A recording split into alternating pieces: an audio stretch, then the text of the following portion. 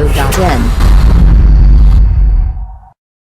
சிவகார்த்திகேயன் நடித்துள்ள ரெமோ படமும் விஜய் சேதுபதி நடித்துள்ள ரெக்க படமும் ஒரே நாளில் வெளியாகிறது. இருவர் படங்களும் போட்டி போடுவதாக பத்திரிகைகள் செய்தி வெளியிட்டாலும் அதில் உண்மை இல்லை என்று இந்த இரு நடிகர்களுமே மறுத்துள்ளனர்.